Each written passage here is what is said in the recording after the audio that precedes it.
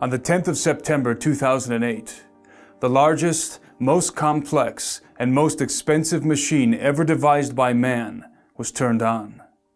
The Large Hadron Collider, or LHC, is a 17-mile-long ring of superconducting electromagnets buried approximately 300 feet beneath the ground near the city of Geneva on the Franco-Swiss border. Chilled to temperatures colder than the void of outer space, and generating a magnetic field more than 100,000 times that of the Earth's, this machine accelerates proton particle beams to a velocity just under the speed of light, and then smashes them together in particle detector chambers in order to break apart the nuclei and unloose the subatomic secrets of matter. At full power, the LHC produces roughly 600 million collisions per second, creating fleeting, minuscule atomic explosions up to 1 million times hotter than the interior of the Sun.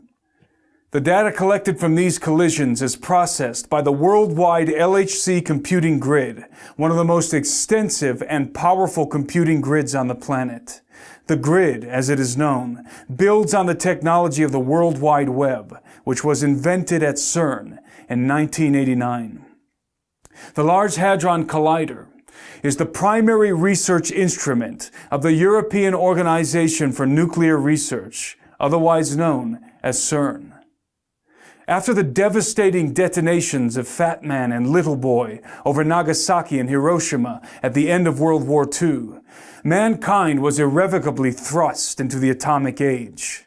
In accordance with the inevitability thesis, which posits that once a technology is introduced into society, what follows is the inevitable development of that technology. The scientific community, impelled by military interests around the globe, became obsessed with the idea of harnessing the power of the mighty atom and unraveling the very fabric of physical reality at the subatomic level.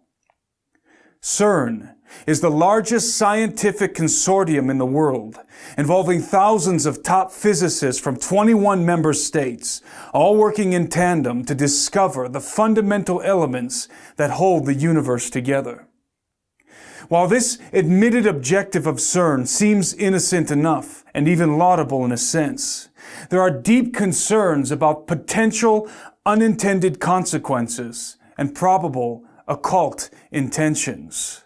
When analyzing a scientific endeavor as costly and ambitious as CERN, it is essential that we have a realistic understanding of the mechanisms and machinations that have been propelling technological advancement in the modern era.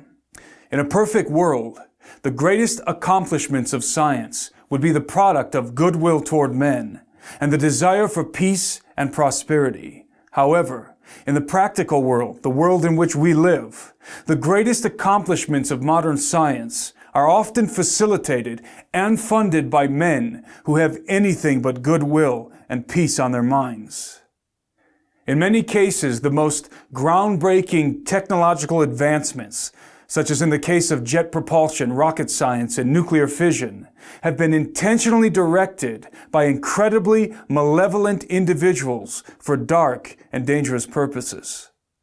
Scientists are rarely the evil villains scheming sinister plots in secret laboratories that Hollywood has often portrayed, with a few glaring exceptions, of course, and are usually zealously dedicated to their particular field of study, with noble or benign intentions at heart.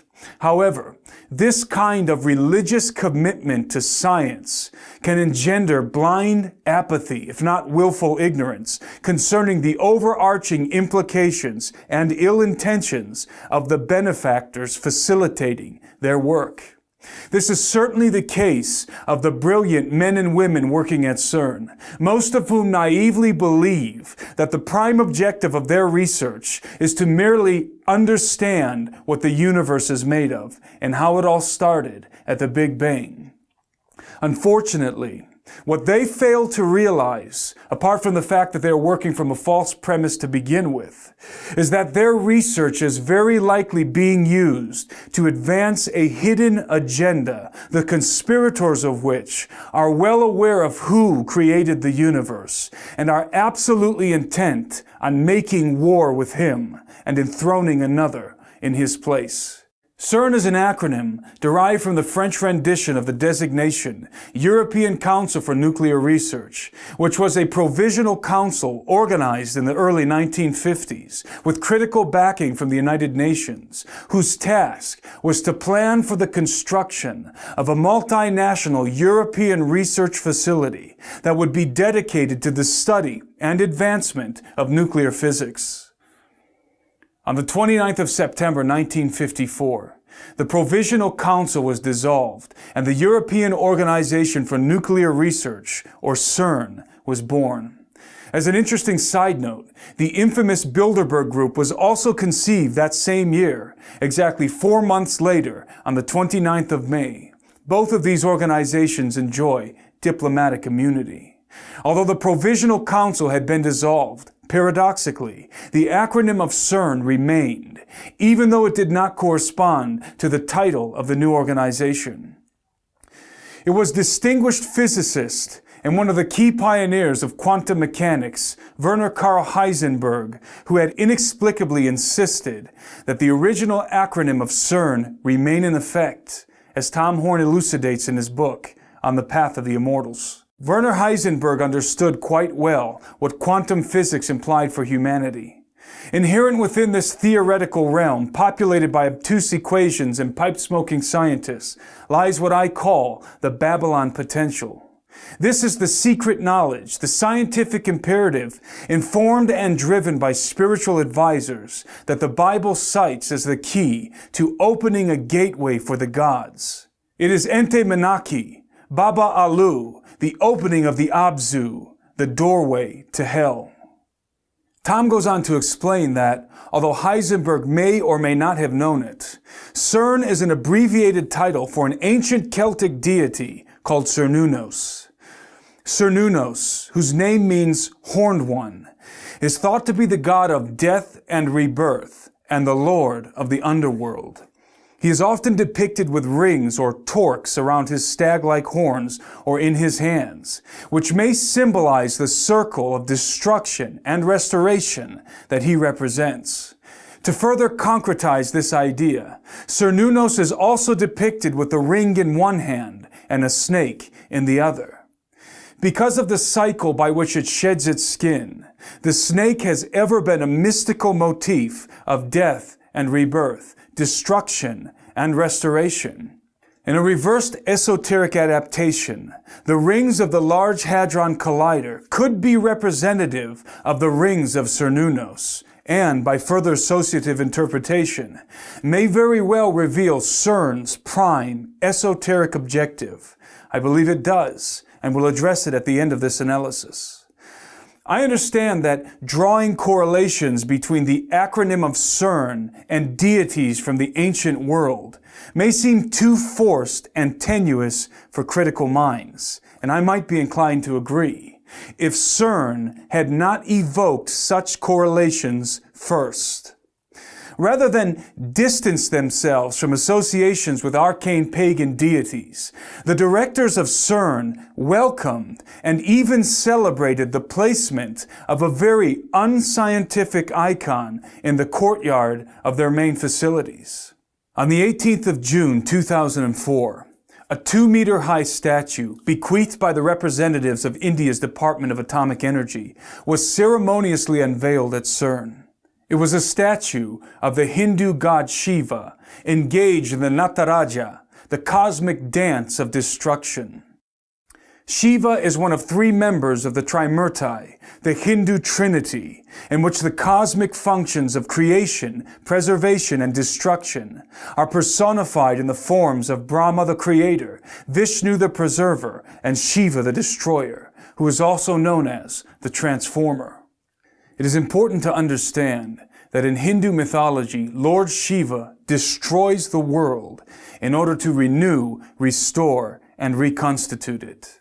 A commemorative plaque positioned next to the likeness of the dancing Shiva emblazons a quote from Austrian-born American physicist Fritjof Capra. It reads, in part, "Hundreds of years ago, Indian artists created visual images of dancing Shivas in a beautiful series of bronzes. In our time, physicists have used the most advanced technology to portray the patterns of the cosmic dance.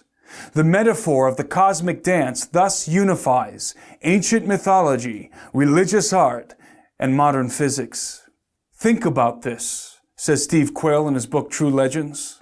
A symbolic statue of what might be a fallen angel who promises to destroy things as we know them now and rebuild a new, improved universe, with a plaque basically saying the facility will be trying to unify mythology, religion, and physics. Skeptics will be quick to point out that the unifying of ancient mythology, religious art, and modern physics is only metaphorically represented in the dance of Shiva and has no practical application in the scientific activities of CERN. Again, I might be inclined to agree, except for the fact that CERN has been deliberately encouraging the coalescence of mythology, art, and physics in very bizarre ways. In 2014, a dance opera entitled Symmetry was performed and filmed at the CERN facilities, including inside of the Large Hadron Collider. Directed by filmmaker Ruben Van Leer and featuring the voice of American soprano Claren McFadden, Symmetry was a collaborative project involving not only choreographers and dancers from the production team, but many of CERN's own scientists. Once again, rather than distance themselves from arcane and mythological associations, the scientists at CERN embraced this highly esoteric and occult-laced production.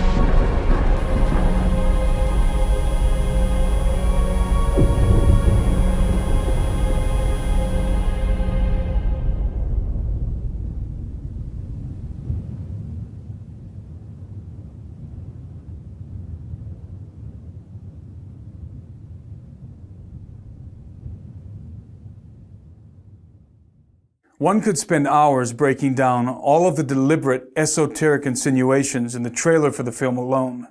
But in the interest of time, let me just point out one of the more obvious details. The name of the film's protagonist is Lucas, which also happens to be the actual name of the Slovakian dancer and choreographer who plays him.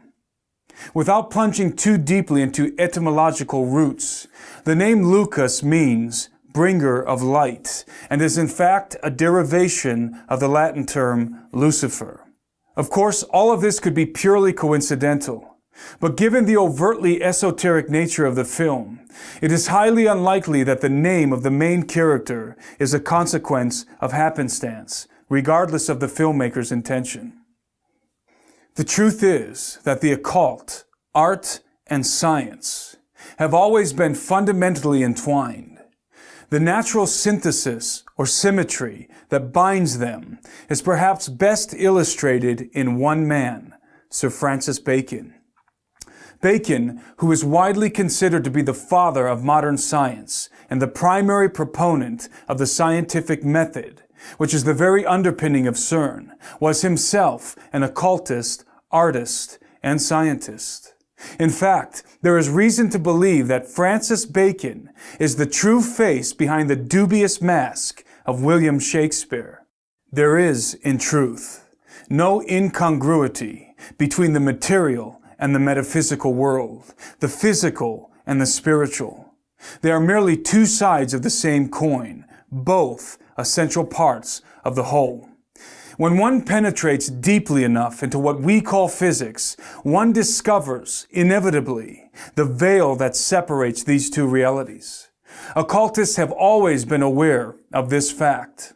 Even to Francis Bacon and his scientific contemporaries, many of whom were members of the mystery schools, deciphering the mechanisms of the material world was but the means to a far more important objective: to make contact with the entities lurking on the other side of the veil. This veil is often described as a dimensional doorway that allows access into realms beyond the perceivable world. The concept of unperceivable dimensions existing essentially in the same space we physically occupy is not only very probable, but also very widely accepted in the scientific community. Many top physicists are quietly hoping that the proton collisions happening at the Large Hadron Collider will puncture the fabric of our four-dimensional confine and allow us to peek through the keyhole, as it were, into another dimension or alternate universe. Some physicists have not been so quiet about this very real possibility. During a press briefing in 2009, Sergio Bertolucci, Director for Research and Scientific Computing at CERN, made the following curious statement. The Large Hadron Collider could open a doorway to an extra dimension, and out of this door might come something, or we might send something through it. There is no question that the scientists working at CERN hope to open a dimensional doorway. The real question is, what is the something that might come through when they do? Of course, for the particle physicist, the answer is simple. They hope to discover new particles that might exist on alternate dimensional planes. There is no doubt that this is the true and honest intention of the vast majority of physicists working at CERN. The problem is, as previously illustrated, that scientists, despite their best intentions, have always been little more than expendable tools in the hands of their benefactors. The pinnacle of science, for its elite occult practitioners, is not discovery, but contact. There are many indications that the power players of our world, including the Vatican, are preparing to make contact with the gods of the old world. Although I have not been able to confirm the validity of the following pictures, it appears that transparent panels containing arcane texts were photographed inside the CERN facilities by a group of Portuguese students from the Santa Cecilia Music Academy. The texts have been described as greetings or invocations written in ancient languages, including Aramaic, Hebrew, Mandarin, and Sanskrit. In the case of Sanskrit, the only people with the ability to read this sacred script, considered to be the language of the gods, are the scholars of the Vedas and Upanishads. If authentic, these panels may have been prepared for those somethings that might come through the dimensional doorway.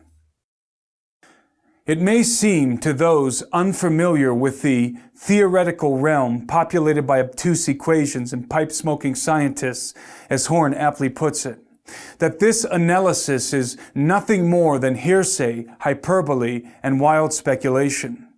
But as any theoretical physicist worth his salt will admit, particle physics and quantum mechanics is a world in which fact and fantasy are at times indistinguishable. When it comes to CERN and its Large Hadron Collider, there is no shortage of theoretical doomsday scenarios, many of which have not been propounded by unlearned laymen such as myself, but by some of the most esteemed scientific minds in the world. The following is a brief list of the theoretical possibilities relating to the activities of CERN, and is by no means exhaustive. Each one of these points represents either a scientific reality or a hypothetical possibility based on incredibly complex concepts and mathematical formulas that I won't even attempt to explain or pretend to understand. Number 1, black holes. Perhaps the greatest fear among theoretical physicists concerning the LHC is that it might create uncontainable miniature black holes that could descend to the core of the planet and literally devour it from within. It is important to note that black holes are only theoretical constructs and have never been proven to exist. Black holes were first discovered as purely mathematical solutions of Einstein's field equations and are not necessary in Tesla's electric universe model. To date, black holes are science fiction. Number 2, antimatter weapons. Unlike black holes, antimatter is not theoretical. Not only can it be measured, but it is already being created and contained in the LHC, though in very small quantities for short periods of time, according to CERN. Antimatter has enormous explosive potential. A quarter gram of antimatter can produce an explosive yield equivalent to 5 kilotons of TNT. If CERN develops the capability to create and store significant amounts of antimatter, and some claim it already has, then highly destructive antimatter weapons will be developed. The advantages of antimatter bombs, for example, are very great, and that they could produce atomic-level explosions without residual nuclear fallout. Number 3, particle beam weapons. A directed beam of high-energy subatomic particles moving at extreme velocity, such as the ones produced in the LHC, is capable of obliterating matter at the molecular level. Particle beam weapons are already on the battlefield, especially in Black Ops warfare, and the research of CERN will certainly expand and refine their military application. Number 4, time distortion and stargates. It has been suggested that by colliding heavier subatomic particles, such as lead ions, which CERN will soon be doing, space and time could be distorted, creating what Einstein called a Rosen bridge or stargate, which is basically a wormhole between two different locations, dimensions, or periods of time. It has also been suggested that such distortions in the space-time continuum could lead to what has been referred to as the Groundhog Day effect, in which time folds back on itself, allowing manipulation of the past. Number 5, DNA sequencing and artificial synthesis. Since it is a fact that the synchrotron collider at Berkeley and Walnut Creek, California, was used to help sequence human DNA for the Human Genome Project, it is certainly feasible that the Large Hadron Collider could also be employed in a similar way, but with much more precise results. There is evidence to suggest that artificial human or human hybrid genomes have already been synthesized at collider facilities, including CERN. Number 6, strangelets. Produced from a quark-gluon plasma soup, sometimes generated after high-energy particle collisions, strangelets are the most explosive substance in the known universe, and according to theoretical physicists, were responsible for the explosion at the so-called Big Bang. Contrary to popular belief, strangelets are not theoretical, but have been confirmed to exist at the Brookhaven National Laboratory located on Long Island, New York, where physicists working with the Relativistic Heavy Ion Collider, or RHIC, are attempting not only to produce strangelets, but to contain them. The potential gains of this endeavor for the military-industrial complex are self-evident. Because the LHC is a much higher energy collider than the RHIC, strangelet production and containment is even more feasible at CERN. In light of this information, It should give everyone watching this analysis pause when confronted with the fact that China is even now preparing to construct a super collider twice the size of the one at CERN. There can be no doubt that in the best case scenario, the world is about to witness the most dangerous and potentially deadliest arms race in human history. However, there is something percolating in occult shadows behind the scenes that is even more disturbing than a super collider arms race. When the sum of possibilities is considered, what we have at CERN ultimately is the potential to develop weapons for waging war with enemies far more powerful than mere human beings. This is the Babylon potential to which Tom Horn refers, the ability to open the forbidden gates of the gods and make war with the hosts of heaven, as was likely Nimrod's objective in the plains of Shinar. And this leads me full circle to what I believe to be the supreme hidden purpose of the Large Hadron Collider and CERN. Recall that the Celtic deity Cernunnos, the horned lord of the underworld, represents the cycle of death and rebirth, of destruction and restoration.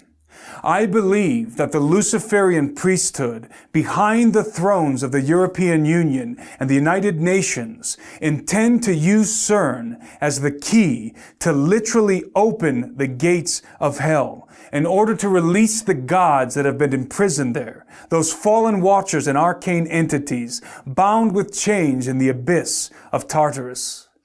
Their prime objective is the restoration of the Golden Age, when the gods mingled themselves with the seed of men, and their hybrid offspring ruled the earth. All of our research points inexorably to this grand conspiracy. It is my contention that the earth is even now being slowly terraformed via chemtrailing, HARP, and other such clandestine programs in order to reconstitute the conditions that existed on the planet before the flood of Noah, in anticipation of the hybrid race that is coming. By breaking the subatomic bonds of matter and casting away the cords that hold the material world together, mankind will willingly tear the veil that has been established for his own protection and unleash a darkness and chaos that the earth has not seen for many ages. This is the master plan of the Luciferian elite, who seek to open forbidden gates and usher in the entities that will lead them in a futile war against the Lord and against His anointed. Their great hope, and that of Lucifer's, is to usurp the throne which belongs to the Son of Man, and install the man of sin and of lawlessness in his place. Why do the nations rage, and the people plot a vain thing? The kings of the earth set themselves, and the rulers take counsel together against the Lord and against His anointed, saying, "Let us break their bonds in pieces, and cast away their cords from us. He who sits in the heavens shall laugh. The Lord shall hold them in derision. Then He shall speak to them in His wrath, and distress them in His deep displeasure. Yet I have set my King on my holy hill of Zion." The answer to the question, what is the universe made of, and how did it all start, cannot be discovered by colliding particles together. The answer lies within the pages of the Bible, but not in the first chapter of Genesis, as so many suppose, but rather in the first chapter of Colossians. He is the image of the invisible God, the firstborn over all creation. For by Him all things were created that are in heaven and that are on earth, visible and invisible, whether thrones or dominions or principalities or powers. All things were created through Him and for Him, and He is before all things, and in Him all things consist. For more in-depth information on CERN and the Large Hadron Collider, see the research of Anthony Patch at anthonypatch.com. Reporting from Gen 6 Studios, I'm Timothy Alberino, and that's my analysis.